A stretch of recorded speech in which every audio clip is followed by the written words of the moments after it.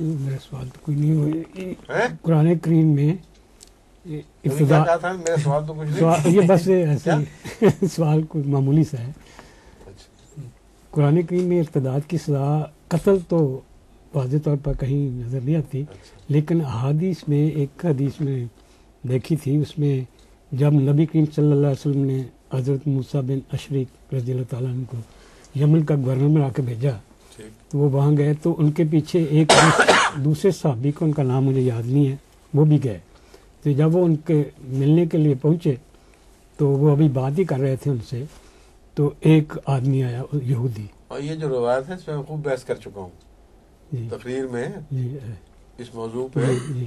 اس قصے کے اوپر خوب اچھی طرح روشنی ڈال چکا ہوں، اس کی چھان بین کر چکا ہوں. بس وہی سوال تھا. کوئی ایسی حدیث جو اس طرح کی ہو، حدیث بھی نہیں، یہ اثر ہے، اور ایک صحابی کہیں سے آتا ہے کسی اور جگہ جاتا ہے، رسول اللہ صلی اللہ علیہ وسلم کی وصال کے بعد وہ کہتا ہے کہ میں کھاؤں گا نہیں جب تک اس کو قتل نہ کر دو تم.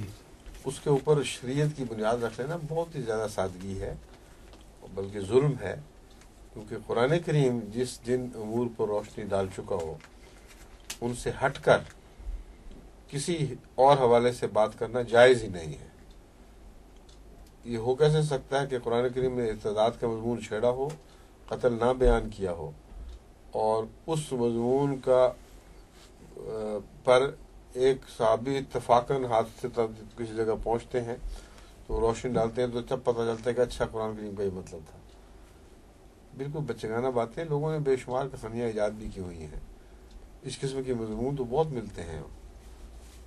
بہت حدیثیں لکھی اس نے ہیں. کہا کہ میں تو روٹی نہیں کھاؤں گا جب تک میں اس کو قتل نہ کر دوں.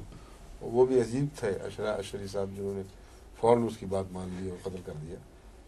یہ غلط طریقے ہیں. انسان نے قرآن کریم میں جو زندگی کی عظمت قائم کی ہے، حرمت قائم کی ہے، اس کے برعکس ہیں یہ مضامین.